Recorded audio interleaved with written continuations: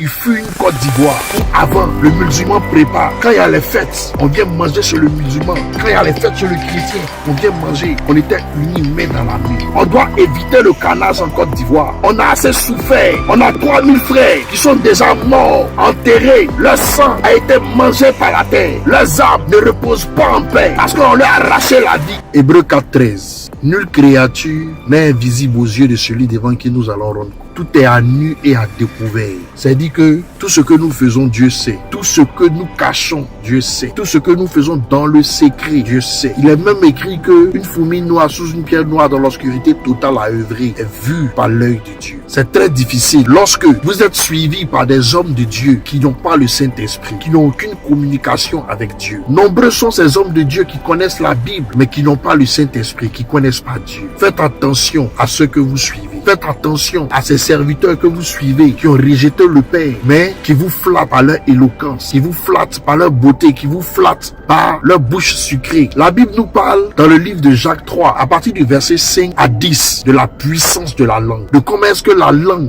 peut embraser une forêt. C'est-à-dire que la langue là, elle passe son temps à créer un commérage et puis ça peut prendre toute une nation. La langue, on dit c'est un petit membre qui est placé en notre corps, mais elle fait périr la chair parce qu'elle est remplie de mensonges, elle est remplie de malice, elle est remplie de séduction, elle est remplie des choses qui n'honorent pas Dieu. Par la langue, on peut créer la guerre dans une nation. Je vous dis ça, pourquoi? Parce qu'il y a un soi-disant homme de Dieu qui est sur les réseaux actuellement, qui fait du bruit, qui ne fait que faire du bruit. Tout le monde le connaît. Je ne veux même pas prononcer son nom. Un soi-disant général qui se mêle de la politique, qui se mêle de tout. J'avais fait une vidéo il y a 1 an de cela, qui est sur mon mur, où il avait insulté ma mère. Et dans la vidéo, je lui ai dit, je vois quelque chose qui va arriver dans cette nation et je te vois rester dedans. La prophétie que j'avais faite là, elle est en train de se réaliser. Elle n'est pas loin d'être réalisée. Parce qu'un serviteur de Dieu, tu dis connaître Dieu, mais tu es dans le mensonge. Tu supportes le mensonge. Tu supportes des assassins, tu supportes des meurtriers, tu supportes des gens qui sont dans des magouilles, tu supportes des gens qui sont là pour maltraiter leur peuple. Tu dis que tu es homme de Dieu, mais longtemps je pressentais et j'avais dit à tout mon entourage, lorsque Apoutou s'est fait arrêter, que ce monsieur-là, c'est un indique de l'État. Effectivement. Et je vais vous dire, c'est pas Apoutou seul qui l'a vendu. Il a vendu plein de jeunes que vous voyez aller en prison. C'est ce que vous appelez homme de Dieu. Ils n'ont pas l'intelligence pour voir ce qui se passe. La France va trahir les bourreaux de la Côte d'Ivoire. Parce que c'est elle-même maintenant qui est en train de formater des dossiers contre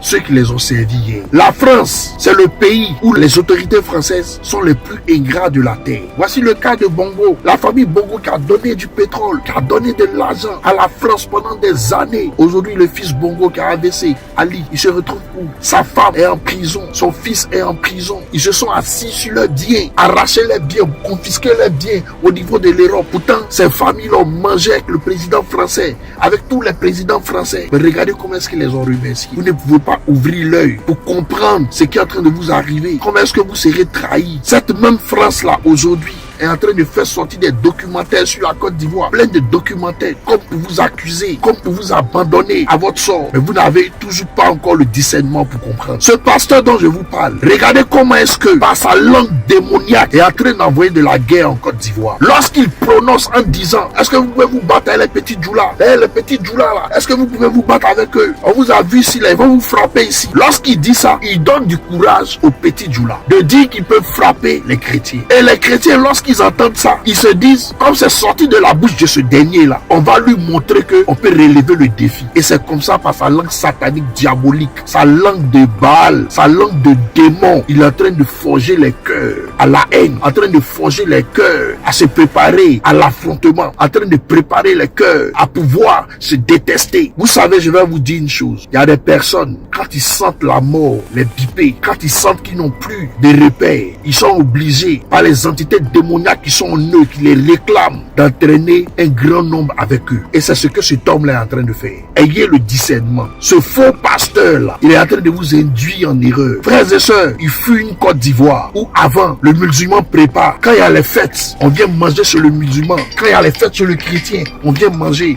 On était unis main dans la main. Mais comment tout un peuple peut laisser la politique nous diviser, la politique nous emporter? Si vous voyez que je parle et que j'insiste sur ça, c'est parce que on a des enfants dans la nation. On a des enfants éduqués dans la nation. On doit éviter le carnage en Côte d'Ivoire. On a assez souffert. On a 3000 frères qui sont déjà morts, enterrés. Leur sang a été mangé par la terre. Leurs âmes ne reposent pas en paix parce qu'on leur a arraché la vie. Ça, c'est pas encore réglé. Vous voulez encore ajouter d'autres morts. Pour celui qui a la sagesse, qu'il comprenne que la France, là, est en train de vous créer des problèmes.